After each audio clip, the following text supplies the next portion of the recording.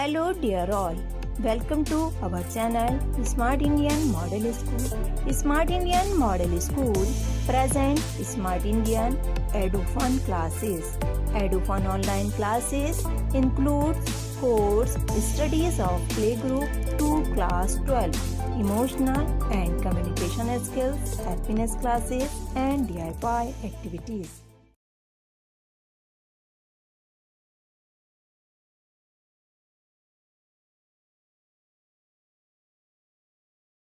Students, now we discuss third factor that affecting India's climate, that is pressure and wind system. देखिए student, यहाँ पर pressure का जो meaning है वो हाई प्रेशर और लो प्रेशर से है। स्टूडेंट, ये हमेशा याद रखिएगा कि जो एयर होती है वो हाई प्रेशर एरिया से लो प्रेशर एरियाज़ की तरफ मूव करती है। स्टूडेंट, इस पॉइंट को हम एक एग्जांपल के थ्रू समझते हैं। देखिए स्टूडेंट, जब हम रूम में जाते हैं और रूम में अपना एसी ऑन करते हैं तो आप फील कर सकते हैं कि जो एसी की कूल विंड है वो बाहर की तरफ यानी कि गेट के बाहर की तरफ जाती है। इट मीन्स जो बाहर का एनवायरनमेंट है वो बहुत ज़्यादा वार्म होता है और ये एयर के जो कूल मॉलिक्यूल्स होते हैं उसको अपनी तरफ अट्रैक्ट करता है। इसको हम एक और एग्ज़ाम्पल से समझ सकते हैं। देखिए स्टूडेंट, जो लैंड मास होता है यानी कि जो हमारी लैंड होती है वो वाटर बॉडीज़ के कंपैरिजन जल्दी गर्म होती है। इसी रीज़न से जो लैंड का सरफेस है वहाँ पर लो प्रेशर क्रिएट होता है और जो सी एरिया है वहाँ पर इसका अपोजिट यानी कि वहाँ पर हाई प्रेशर होता है।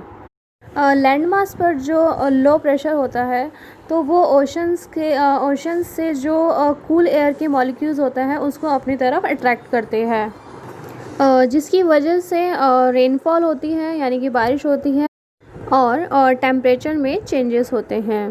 Now look at the fourth factor, that is distance from the sea यानी कि समुद्र से जो दूरी होती है। देखिए स्टूडेंट, आपने देखा होगा कि जो लोग कोस्टल एरियाज़ के आसपास रहते हैं यानी कि जो समुद्र है उनके आसपास रहते हैं तो वहाँ पर जो टेम्परेचर है उसमें बहुत ज़्यादा उतार चढ़ाव नहीं होता है या बहुत ज़्यादा चेंजेस नहीं आता है। बट जैसे जैसे हम कोस्टल एरिया से ऊपर की तरफ आते हैं, मींस इंडिया के सेंट्रल पार्ट में आते हैं तो हम देखते हैं कि वहाँ पर जो वेदर है वो कितना जल्दी जल्दी चेंज होता है। फॉर एग्ज़ाम्पल, जैसे देखिए समर्स में जो वेदर है वो बहुत ज़्यादा हॉट हो जाता है और दूसरा हम अगर विंटर में देखें तो वही जो आपका वेदर है वो बहुत ज़्यादा कोल्ड हो जाता है। And this condition is known as continentality. Students, now look at the fifth factor, that is ocean currents, means महासागरीय धाराएं। It is the continuous movement of ocean water from one place to other. Students, generally two type की ocean currents होती हैं, cool और hot. Students, आप इस image में देख सकते हैं जो लाइंस आपको रेड कलर से शो हो रही हैं वो है आपकी वार्म यानी कि हॉट करंट्स और दूसरी जो आपको ब्लू एरो से शो हो रही है वो है आपकी कोल्ड करंट्स। स्टूडेंट्स, आप इमेज में देख सकते हैं कि जो मोस्ट ऑफ वार्म करंट्स हैं यानी कि जो गर्म हवाएं हैं या गर्म जलधाराएं हैं वो आपके इक्वेटर के आसपास के एरियाज़ में ज़्यादा रहती हैं। बिकॉज़ जो सनरेज़ होती हैं वो डायरेक्टली इक्वेटर पर पड़ती हैं, इस वजह से उस एरिया में वार्म करंट्स पाई जाती हैं। फॉर एग्ज़ाम्पल, अगर किसी कोस्टल एरिया पर वार्म या कोल्ड करंट्स फ्लो होती हैं तो वो उस एरिया के जो क्लाइमेट है उसको इफ़ेक्ट करती हैं। अगर किसी लैंड मास की तरफ वार्म करंट्स चल रही हैं या वार्म करंट्स आ रही हैं तो वहाँ का जो क्लाइमेट है वो वार्म होगा, बहुत ही ज़्यादा ह्यूमिडिटी वहाँ पर पाई जाएगी। Okay, so student, look at the sixth और last factor of the climate control, that is relief features.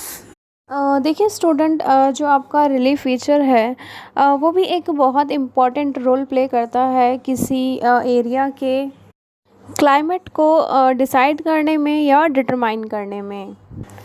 For example, अगर हम किसी माउंटेन एरिया की बात करें तो वो एक बैरियर का काम भी करते हैं क्योंकि वो हॉट विंड और जो कोल्ड विंड होती है उसको रोकने का काम करते हैं।